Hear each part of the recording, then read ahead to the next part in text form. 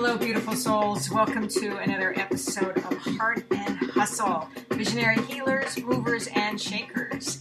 I am your host, Paulette Rees-Denis, and I am so excited to bring you yet another exciting deep dive interview of people who are creating change in the world, helping the world become a better place, and also living the life of their dreams, manifesting all that they want to be, all that they are, and bringing their soul purpose to the world.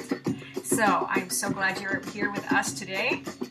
I'd love to know what you think. Share your comments. Please subscribe. Stay with me and follow along with all these beautiful interviews with all these amazing magic makers. Again, Heart and Hustle, Visionary Healers, Movers, and Shakers. And I hope to hear from you soon. Hello, my friends. Welcome to another special edition of Heart and Hustle, Visionary Healers, Movers, and Shakers, with myself, your host, your magic maker, your movement motivator, your passion instigator, Paulette Rees-Denis. And again, this is part 2 of a 3-part series that Samantha and I have talked about and planned, and welcoming Samantha White here to us today. Again, I'm so excited to see you again. We have a long history with a long break in between, and we're so delighted to be back in connection with each other. And Samantha, you want to tell them just a little bit about yourself? Oh, do I? Yes. She's a Gosh, I wouldn't. Yeah, you really should ask me a specific question, because if you say that to me, I will talk for 45 minutes uninterrupted. Okay, I have a time clock here. You get 1 minute. What would maybe I'll pick one thing that I would like to say to our beloved people who gather here in your tribe.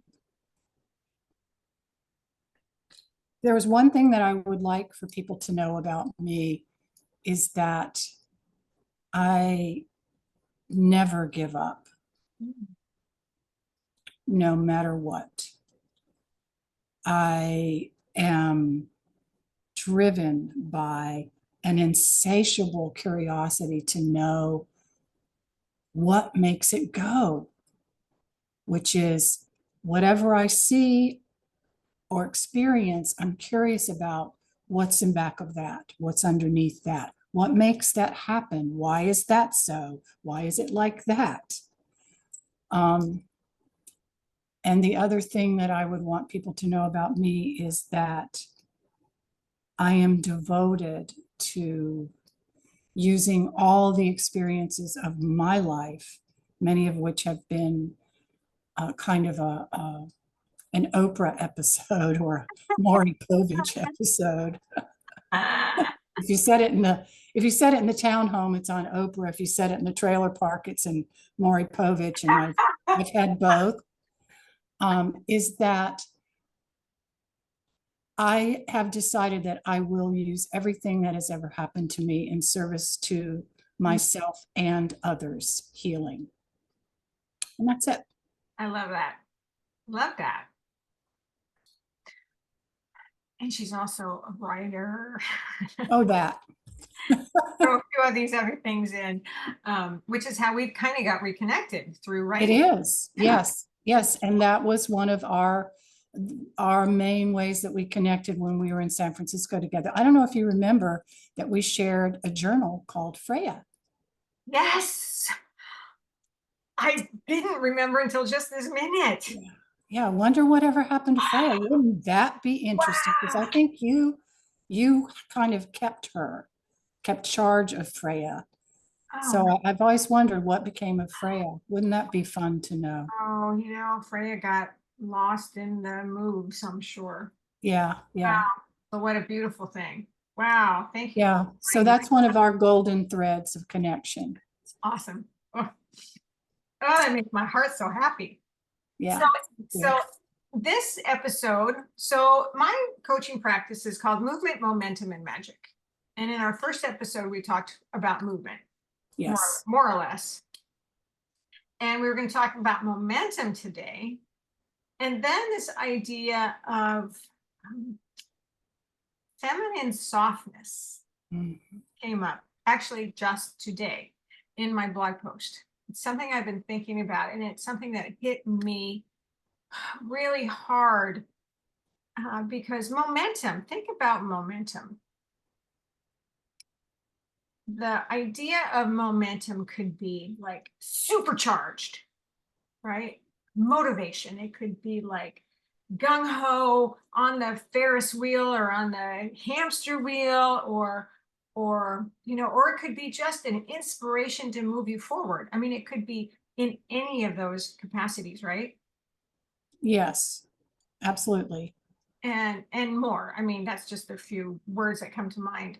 But what I realize as I've gotten older and continue building my businesses and working in my multiple layers of business, there's a lot there.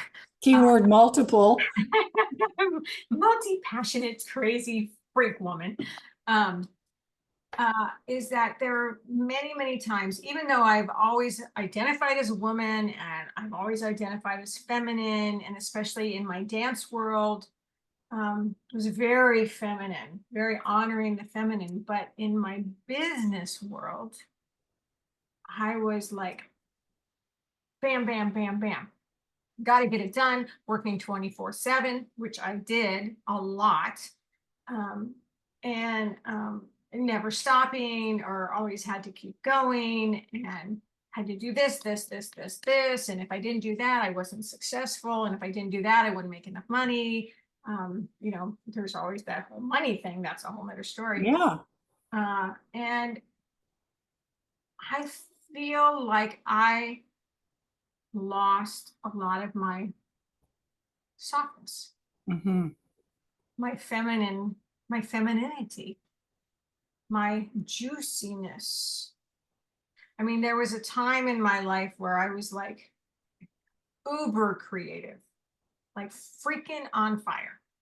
And I was, and it was great. And I loved it.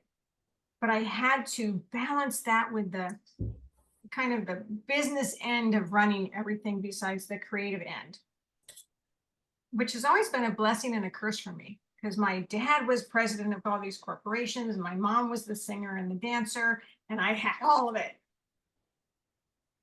Had all of it. I wanted to be president, and I wanted to be this uber, creative musician, dancer, poet, writer, blah, blah, blah. And I did it all. And I could do it all. And I learned how to do it all. And maybe I didn't do it great because I was doing way too many things. But I did it really well. But I wrote my own book. Nobody taught me how to do that. Yeah. A freak. I was a freak. I was a tattooed, belly dancing poet. I mean, for God's sake. Hallelujah. I know, right? Right. And And you were that before it was as cool as it is now. uh, But let us speak to that. this is true. This is true. Uh, and It then, took courage for you to be you along this path. I just really want to speak that into this. you know what? It took a lot of courage. It took a lot of balls. There's that masculine energy. But I wouldn't have had it any other way. I couldn't do it any other way. I just couldn't go and do, a daytime job, or it had to be my way or no way. But that didn't make it easy. And Yeah. I'm not saying it was hard. And I mean, it was hard, but it was my life and it was what I chose, and I made it work. But I also realized what I lost in that process was I lost a lot of my juice because I got burned out. I got overwhelmed. I lived in chaos of my own doing. Yeah. And I don't want that anymore. I want my softness. I want my feminine spirit. I want to move forward with momentum, but in a divine way, in an honoring way, instead of a forceful way. Does that make sense? Yes, absolutely, 100%. And I do want to talk about that word, the word force, and the difference between force and power. And something that arises in me as you're speaking is I have curiosity about two things in particular. One is, what was the moment when you had that pause and that looking at your life and saying, oh, wait a minute, I've done all of this and isn't this fabulous, but what has it cost me? And is that a cost I'm willing to pay going forward? What was that moment? What was your response in that moment? And why now? Why today? Because the reason that I brought this up to you is something to talk about in our momentum phase of this conversation that we're having, is because you posted about it on Facebook, about that loss of the softness. And it resonated so strongly for me. And I am certain so many people I know. So I was wondering both, what was that moment for you? If you could describe that, if you could take yourself back there and talk a little bit about that. And then about why today that was so alive for you that you made that post on Facebook, which drew, I'm sure, lots of response. Oh, I have goosebumps. I think there were many times when I realized that. And even those many times, I wasn't even sure what that was, except that I felt like I'd lost something. Tell me about a moment. Describe a moment for me. Give me some, locate me in your experience. Okay, so I can remember, and this is going back quite a ways, when I was performing and teaching like every day, traveling, performing, teaching, performing, teaching. And this is the dance. This is Yes, beautiful, global feminine, caravan. glorious tribal belly dance. Mhm. And I was just like, I love to dance. I loved to be on stage. I love to share this joy of this movement. It's what I was meant to do then. But I realized that it had sapped me. Okay. And So I you was became aware of your, would you say, fatigue, exhaustion? What word would you say? You became aware of. my juiciness. And I mean, I was on fire. The spirit was coming through me, and I was developing this style, and I was just on fire. And then I'd sit there and go, whoa, where did I go? Ah, ah, And where did I didn't, I mean, even in physical form, mm-hmm, it's like my body was like, where is my juice? yeah, okay. And my sexuality and my Uh-huh, physicality. I had got arthritis. yeah. Uh, it was like, I'm on stage too much. I'm in front of too many people too often. Mm-hmm. And I loved it. Yeah. I loved it, and I loved my work, and I loved doing it, but I wasn't balancing myself. Right. And some of this I didn't even know then. I just knew that I was like, what's happening? What's happening? I need to stop. Was it like a sort of a disconnect from something in within yourself, did you feel? Or was it like there No, was it's a too much loss. going There's a loss. out, too Yeah, much out going out. and not enough Yeah. filling? Yeah. Okay. It was a loss. It was a loss. Okay. And that was back 20 years ago. Okay. I kept doing what I was doing, and because it's what I thought I had to do, and then I would take a step back, and then I left for a while. And some people were like, "Where'd she go? What's she doing?" I'm like, "I have to go. I have to go." And then I would come back, and it's like, "Oh, I have to go again. I have to go again." But even then, I wasn't even quite sure. Yeah. You know, at least I did. At least I let go. At least I moved away. And even there were times, even recently, where people are like, "What's Paulette doing?" I'm like, "Oh, I got don't talk to me right now." Um, but it's really only become, I guess, at this age of semi-retirement, Okay. of uh, change, and in my coaching practice, I see it with a lot of my clients. It's like, where have I gone? Where is the new me now? What is the new me? Who is the new me? Mm-hmm. Mm-hmm. And it's like, I don't want to bust my ass anymore. How can I move forward with feminine grace? That's a good question. You want to write that? You might want to write that down. Did you already? A new grace. A new grace. Maybe I should read this poem now. Maybe you should read this poem. Maybe you should read it right now. Okay.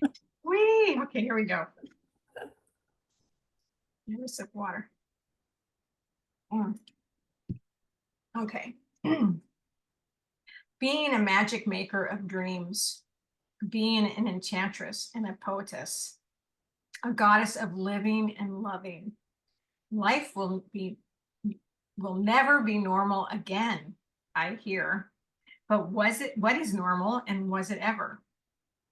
My normal is as a sacred rebel, a dancer to my own drummer, hearing and seeing and vision questing, asking for the light, drawing down the night, singing the songs of my soul, my divine and fucking sacred soul. I have wallowed in, but will not settle. In these times of change, I must stand for my dreams. Others question, some fight for their own visions and fight for the perpetual sameness. But I believe in my ways, my stories, my visions, my past and my future, and here now in the present. My values, the earth and the creatures. I have guided many into their own dreams as I follow mine, to show, to speak up, to guide, to glide, to honor the new ways of living, to honor the life that is changing, of standing in power and rightness and divineness. It will never be the same, nor should it be. We have been shown a new way. We have been shown a change. We have been given a reprieve. We must look beyond the comfort, the ways of yesteryear, the unknowing and unseen, the habits of disgrace. Can we dance forward into a new grace, a new compassion and passion? As the air unfolds and the dolphins swim, the earth starts to resonate with itself again, void of the filth and the consumption, and back to the sacred. The sacred tribes will rule if given a chance, if they take to the listening deep, if they allow the change and the change and the chance to see the wrongs of their ways, the habits to break, the lives to take, the art to create. There is so much beauty and support to be a way maker and a life changer.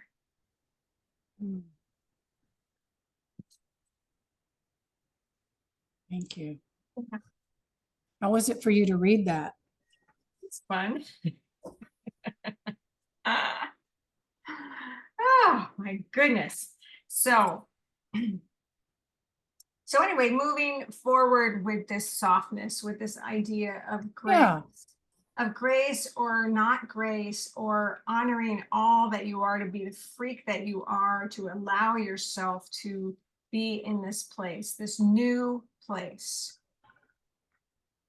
Because we do change as we get older, and need to acknowledge that and accept it, but also step into it and take the steps instead of sit back. And that's momentum. Yes, that's momentum, taking the steps. So if we go back to the idea of movement, movement creates momentum. And sometimes it's taking that first step. That's the hardest thing. That's the hardest thing that I've always felt, is taking the first step. Well, I think of momentum as, and this isn't necessarily correct, it's just how it lands in me. Momentum to me implies a kind of a sustained movement. Kind of like, I think of it as kind of like a battery life. Like when you start out, you make a move, you've got movement.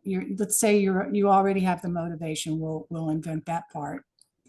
And so you make some moves, whatever they are. One of your clients would come to you and you would very specifically speak with them about exactly what actions, what moves they could take towards whatever their goal is, their destination, intention, however you want to speak of it. But to me, I think of momentum is that sustained movement that gives you the ability to get from point A to point C. I think of momentum as maybe point B, that more of a sustained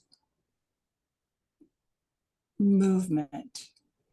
Is that how it lands for you? How do you think of it? Well, yeah, I think once you get started, then you can start to reap in the benefits or the rewards of those steps, if you allow yourself that.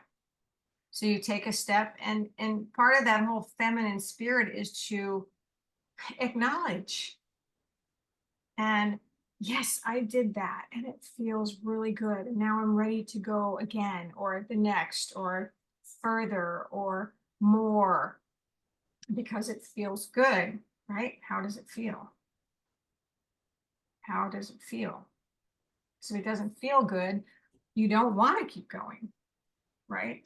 So that sustained action is also acknowledging all the ways on the path, on the journey.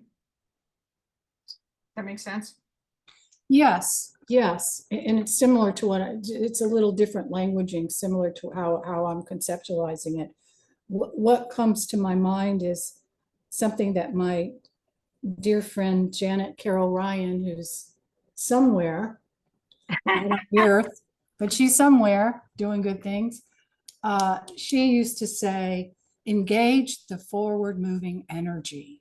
And I thought, oh, yum, I can be with that. And to me, that's a very soft way of thinking about accomplishing something, engaging the forward moving energy. Because for me, one of the things I'm thinking about now, because there are things, TikTok goes the clock.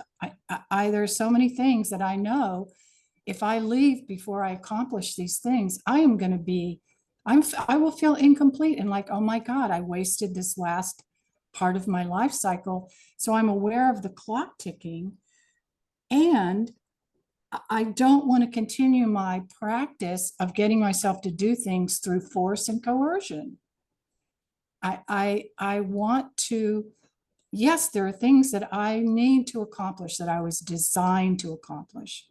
And I'm no longer willing to bludgeon myself and threaten myself and shame myself and coerce myself into doing anything anymore. Right. Yeah, not going to do it. If you look at the reverse side of that, if you look at the reasons for wanting to do those things and the purpose and the outcome, so that's my magic action plan. That's how you. Have we already moved into magic? We won't talk too much about it, but okay, we'll save a little bit. Yeah, but that is, instead of coercion, and bludgeoning, think of, I want to do this thing because why? And that's part of the momentum. It's also part of the creating the magic outcome. And that's the feminine spirit. Ah, ha, ha, ha. There you go. Yeah. See, Yeah. I want to, I mean, I've said this before, but here's a really silly example. I want to go to the grocery store and get some food. Why? Because I want to feed my family. And the outcome is nourishment, Nourished. Everyone's nourished. is healthy well-being. And that is why we can go to the grocery store. Yes, I love that example. I think it's a perfect example because almost every person can relate to that Yeah, because and if you we think all do about that. all the tasks or the to-do list, God, I've been talking about to-do lists for like ever. Um, the things that you want to do to feel fulfilled in this lifetime, Yes. And instead of bludgeoning yourself or coercing yourself to get these things done, it's like, well, why do you want to do that? Why? And you were talking about why earlier. It's like being a 2-year-old. Well, why? I want to know why. Why? yeah, I love the question. And if you're speaking to me personally, are you addressing that question Sure, literally to me personally? I will. 'Cause I got an answer to every question. You couldn't believe that. It's complicated for me because there are two streams of truth. One stream is because I need to do these things in order to prove that my life has value or that my life had value by leaving a certain legacy. That's one stream of truth. The other stream of truth is I am just someone who needs to express in this way through words, writing, speaking, creating performance, whatever it is. I'm just someone who is designed to express that way. And it's just part of who I am and what I do. And it's not connected to needing to prove this, that, or actually now I'm seeing there's three streams. It's so Libra of me. The third stream being, wait, I'll come back in. The third stream being that I also am very motivated to service. I'm very motivated to be of service. And one of my happiest things is when my experience in life is of service to someone else. When I see someone who hears my expression have an aha moment, an oh my gosh, I never thought of it that way, but me too moment, my face is getting flushed because my capillaries are opening up, because my body's going, yeah, that feels so good. Okay, so why? Why? I think because of whatever that thing is in me that loves to be of service. So how does that make you feel? Service, Mhm. it makes me feel real. It makes me feel valuable, of value. It makes me feel like I matter, like I have made a difference. Yeah. See?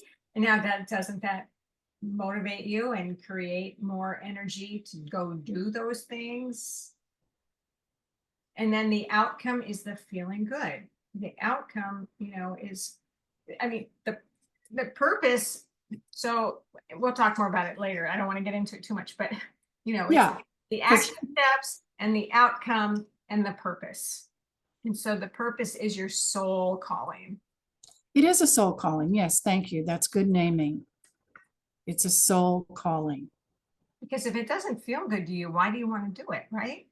And we get caught up. We get caught up in those to-do lists and those got to do this, got to do this, got to do this, got to do this.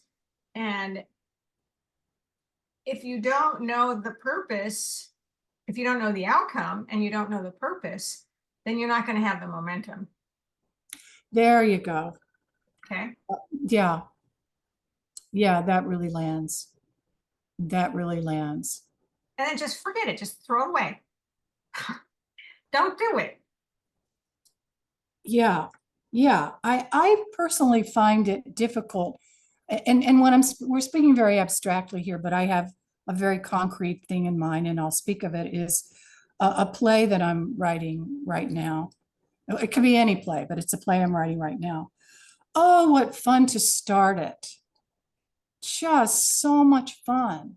And so much fun to write to the point where it's all just clickety clickety flowing. That is so much fun. Uh-huh. Now I'm at the point where I want to I need to move the play along, and it's not that much fun.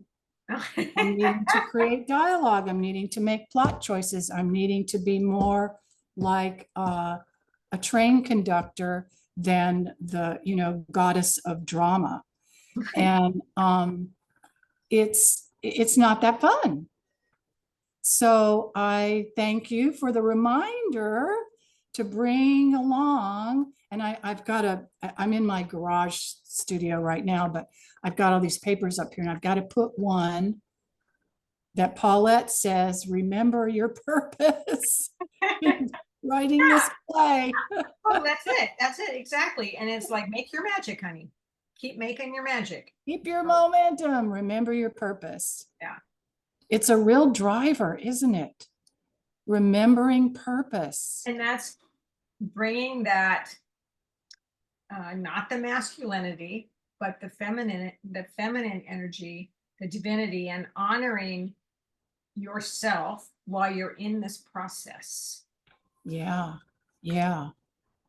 So what do you do to make yourself feel good and put yourself in a place to create? That's huge. Yeah, it's a great question. And I have another question Okay. for you personally, Okay. both as a teacher and a leader and a coach, and also just as you as a person who sits on your sofa with the dog. How do you think, well, let's start with two questions. Do you, as you walk along through your life, feel full permission to feel good? And if so, how do you think you got that permission? Or is permission not even the word? I I don't think that was ever an issue with me. Aha, okay. I think that like I said before, I've always done what I wanted.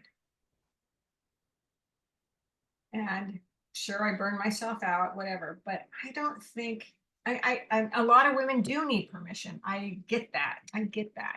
It's been not part of my whatever, my physicality, my aura, my spirit. I know that I'm here for a reason. I know that I'm here for a purpose. I know that I'm here to feel good. I'm here to make a difference. I'm here to help others.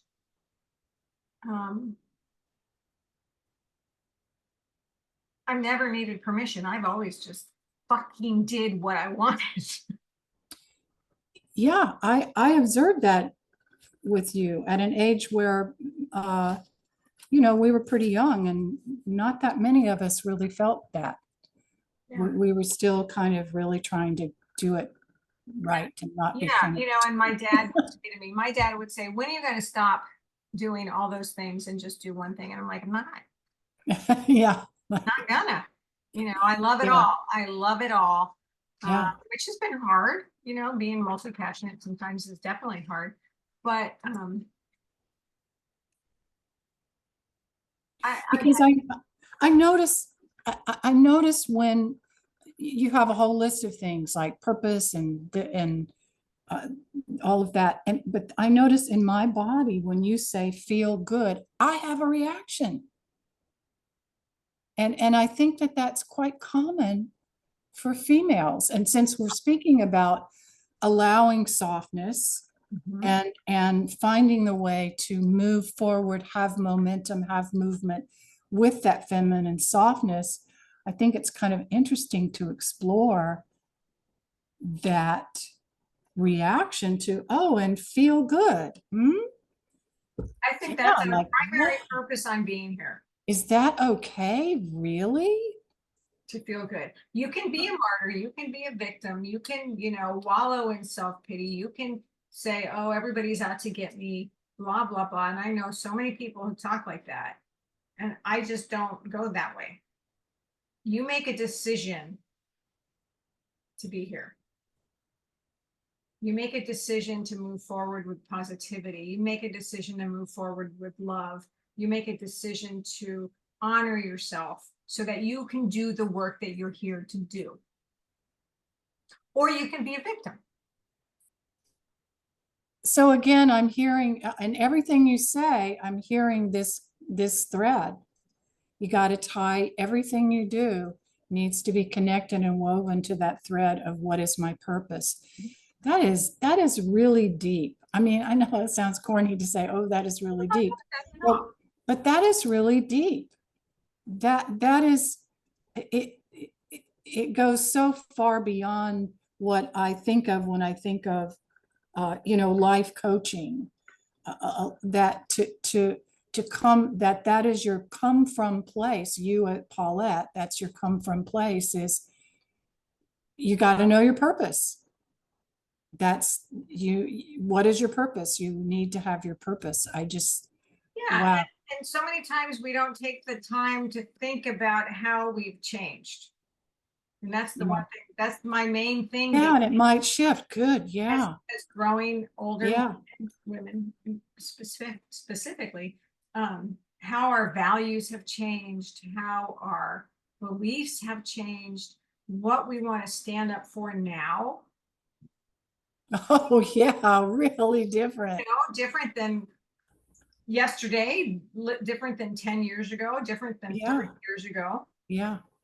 And to allow that change, to allow the new belief, but to also, the main thing I find is that women are afraid to speak up and share their ideas and share their new desires. Desire is such a big word in my ballpark. Um, and not take action. Oh, I'm good. I'm gonna sit on the couch. I'm good. I'm not gonna tell people what I think, or I'm not gonna even sit down and take 5 minutes to acknowledge that, oh, I want to change that. I don't believe that anymore. Or I'm going to become vegan because I don't want to hurt animals. Or I want to save the planet. Or I want to work at the dog shelter. Or I want to help homeless people. Or I want to become a coach. Or, I want to write a poem. Mm, there's so many things. But if we don't sit down and take the time to listen in, and that's the hugest part out of all of it, to stay connected, reconnected, connected for the first time with our divinity, with our spirit, with our body, to feel what's going on inside. And that's why, like, my writing class is called From the Body to the Page, Yeah. I love that title. Yeah. right? Yeah. Because it all starts here. Yeah. It doesn't start out there. It doesn't start in my house. It doesn't start in the kitchen, you know. So anyway, I don't know where all that came from, but Well, it came from you. That's where it came from. but I guess the From idea was living it. to allow ourselves to acknowledge the change, from all the phases of, maiden, mother, crone, to how the world has changed and how our beliefs have changed and how our possibilities have changed. And I still want to be a possibilitarian. I still want to explore, and I'm curious, to maintain your curiosity. So where do you feel you are? Because you've spoken about this a couple of times in this conversation, and I want to just follow this. Where do you feel you are personally as you turn those questions inward? Like what is my dream now? What is my purpose now? How am I going to do that? How am I going to do me now or be me now? Well, and that's always evolving and changing too. It's like I'm 66, but I'm not retired. I love my work. I love being a coach. I love having my dance company. I love writing. That's never going to stop, but it can slow because there's more things that I want to do to please me. Aha. And that's the softness. Okay, say that again. There's more things I want to do to please me. Mm-hmm. That I maybe haven't done in the past. Now I've done things that have pleased me over the years, but again, like I said, there was that time when I was just jam, jam, jam. And I want to lay on the couch and read a book. And I want to write another poetry book. And I want to lead a retreat to Costa Rica in November. And Okay. we, but I want to envelop more of my feminine side and my spiritual side and my connection with the earth and with source. And I've always been connected, but maybe not as much as I wish I would have been, and that there's no regret there. It's just like, where do I go from here? I want to be with the trees and the birds, and I love living in the desert and walking out in the desert and connecting with the earth. And so there's definitely more of a desire to be deeper connected, I guess, and slowing down. So I wonder if maybe the question isn't how do I be or do to, it's not, it's more is a question of not what, but how. Yeah. And even that's hard sometimes, because I still go, oh, I want to sit down and read a book, but I should be doing this. I mean, I still go there. So you have shoulds. I have shoulds. I have a to-do list that never ends. Uh-huh. But I've learned how to prioritize. I've learned how to figure out the outcome and the purpose for those things, and I can let the rest go. So you use your own formula. Oh, you wake up in the morning and you want to sit and read a book, but your to-do list is over there yelling at you. But I have my morning ritual. I have to have my morning ritual, which is meditation and journaling and movement. I'm out walking and running with my dog every morning before I get into the stuff. I mean, because if I don't do that, you don't want to be around me. So okay, noted. I mean, those are non-negotiables, and I think that's really important. Everybody should have non-negotiables that they do every day to take care of themselves. I truly believe that because we live in a freaking crazy world. Yeah, I think that's another great word, non-negotiables. Just a lot of these words are really landing for me in very strong ways. I'm in a social neuroscience community, and I've been studying this for, I don't know, 7-8 years now. And a lot of the same people. Keep going. Oh, there's Rosie. Rosie got to get out. Rosie's like, I'm done, Mom. Got to get out, Mama. It's enough. And most of the people in the group are people who are healing from very extreme trauma, as am I. And a lot of the words that you use just land in me, and there's like an inner part of me is like, oh, almost laughing, like, oh wait, it's possible to have something that's non-negotiable. Like, it's possible for me to make a decision and then that's just it. Yeah. What? huh? Yes. Yeah, yeah. I'm just noticing that in this conversation, how how some of the, and also, as I said, that phrase, to feel good. What? Why No. else are you here? Oh, to be useful. Feel good. You can't be useful if you don't feel good. Okay. Well, You know what? I'm going to read one more little poem for our oh, close. good. It's a really short one, but I think Okay. it's appropriate. And it's called Ready. Okay. Love it. In the dark of the new moon, I'm awakening from my cocoon. Ready. Done with the crawling and slithering and staying on the ground. Ready. Now to light up the sky, slowly opening up to new visions and desires, quietly unfolding each wing of change, full of vibrant colors, painted with beauty. Ready to find a new voice, full of hopes and wisdom in this new age of becoming. Mm. Oh, that's yummy. I'm Thank you. so, Thank you. so there. Woo! I Is know that a feeling that you feel that is very alive in you right now, that you're ready? yeah. Yeah. I think I'm always been ready, but I'm just ready for now